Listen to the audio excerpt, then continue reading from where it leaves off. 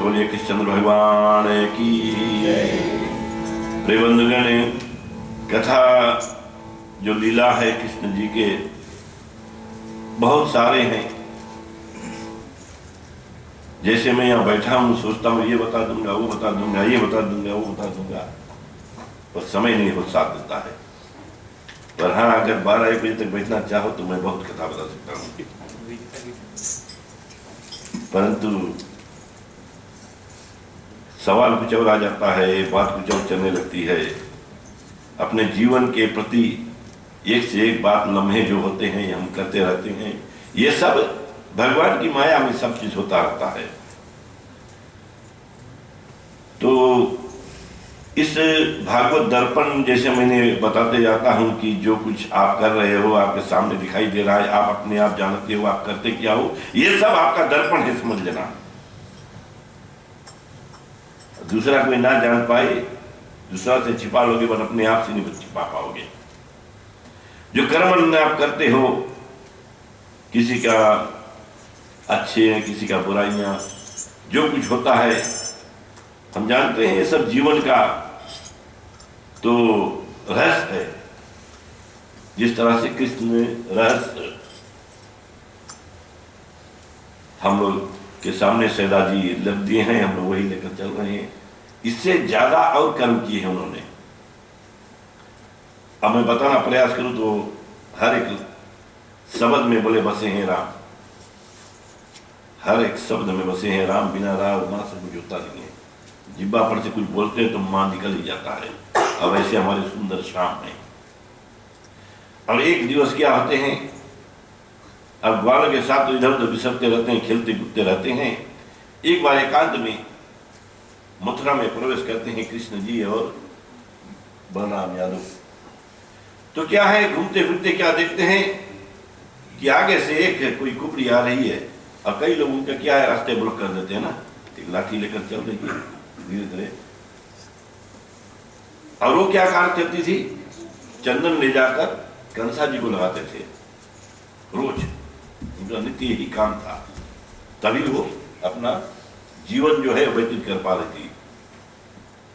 और मैंने एक रहस्य में पढ़ा है कि वो पहले केकई थी, और उनको राम जी जब नाक काट देते हैं तो बताते हैं कि द्वापर में आकर तुम्हारा सुंदरता हम तुम्हें दे देंगे, फिर वापिस जो तुम चाहते हो राशन से तुम्हारा निकाल देंगे। परंतु कई बात ऐसे होते हैं बोले कि वहां जाकर क्या इंग्लैंड में कहा ना, कई लोग शेयर करते हैं, लोग हमने कहा बोलो तो सुपने का जी। हाँ, तो ऐसा कथा जो है बताते हैं कि आज बोले कर चंदन प्याली ले राजन पथ जात, कंस राजा की ओर जा रही थी, और युवा सुखमुखी कुब्जय निरखी बूझी हरी हसी बात। जाते हुए तरुण तथा सुंदर मुख वाली कुब्जा को देखकर हंसते हुए उससे यह बात पूछी कि हे सुंदरी जांगों वाली, तू कौन है और यह चंदन किसके लिए ले जाती हो, सो हमें बता। यदि तू यह चंदन हमारे शरीर में लगा दे तो तेरा इसी समय कल्याण हो जाएगा। क्योंकि वो कुबड़ी थी, कंधा ऊपर, सर में झुका हुआ, नाक है, नेक नहीं है।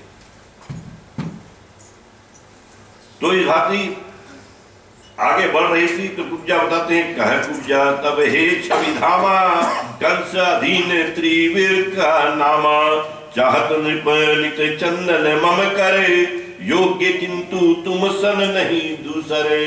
कि चंदन रोज उनको लगाओ, परंतु आज तू मेरे सामने खड़ा है, तुम्हारे समान तो कोई दिखता नहीं है। और बताते हैं कि किंतु इसके योग्य आपके समान दूसरा कोई नहीं है, और भगवान कृष्ण का रूप माधुर्य तथा मंद मुस्कान देखकर और उनकी चितवन पर बहुत अधिक मोहित होकर और हंसते हुए क्षण भर में ये कुब्जा ने वह चंदन जो है उन दोनों भाइयों को भेंट कर दिया, यानी कि उनको लगा दिए। तो अब किसी को कुछ किया जाए तो आशीर्वाद तो देते ही देते हैं, तो हमारे परमात्मा नहीं किसी को मुक्त करते हैं। और बताते हैं कि वर्ण विरुद्ध पीते अति सुंदर, चंदन कृष्ण नामी सने ऊपर, दीन ले पीते ही सब तन माही, दीन करी दूर छवि काही। और भगवान के रंग के विपरीत हुआ अति सुंदर, यानी कि जो नीला शरीर है और इसके ऊपर पीला रंग चढ़ जाए और सुंदर लगने लगता, शोभायमान। जानते हो संसार में केवल 3 कला पहले था, सफेद और काला जो है ये तो उसको अंधकार करने के लिए या उजाला करने के लिए था, और ये तीनों का मिश्रण जो होता है सतरंगी होता है। यह पे कला पहले देखे ना, 3 कला पहले लगा जाता था, एक के ऊपर एक आ जाए तो इंडिगो ये सब चढ़ जाता था उसमें। ख्याल करना कभी कैसे बताते हैं, भूल गया वाला बात भी बोलते हैं, कला जो 7 रंगी होते तो उसके नाम होते थे, कला और क्या होते थे। तो ब्लू और येलो मिला दो तो ग्रीन हो जाता है, और ऐसे ऐसे अलग अलग कला जो है इससे आते सतरंगी कला होते हैं। अब कोई के मतलब नवरंग हो जाता है, नवरंग जो ऊपर ब्लैक और व्हाइट दोनों मिलाकर। रिचर्ड ऑफ योग के बैटल इन बाइन क्या बोलते हैं, बोला सीखा था हमने स्कूल में पढ़ने वाला समय 55 years back। जब 3-4 क्लास में थे तो यही तो पढ़ाई होता था 50 साल पहले। ऐसे है ना, सही बात है। आजकल के बच्चे पता नहीं जानते हैं सबकी नहीं। रिचर्ड ऑफ योग के बैटल इन बाइन ना, उसे सब कला जाए बामे के बामे कुछ क्या क्या नहीं हुए, सब चीज तो बावे से है।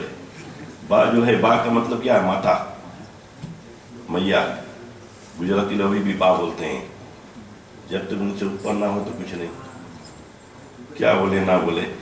तो बताते हैं कि किसी को अगर आप चाहते हो कल्याण हो तो किसी को प्रकार का किसी का दुख मत दो। बोले दूसरों का दुखी करके सुखी होने का दुरासा छोड़ दो। दूसरों को दरिद्र बनाकर और धनी बने का लालसा मत रखो। पता नहीं तुम कब मर जाओगे, मरते ही तुम्हारा मन के सारे महल ढह जाएंगे। तेरे पास जो कुछ है वो सब तुम्हें छोड़ के चला जाना है। तो इस भाव से कृष्ण जी महाराज क्या करते हैं, कुब्जा जी को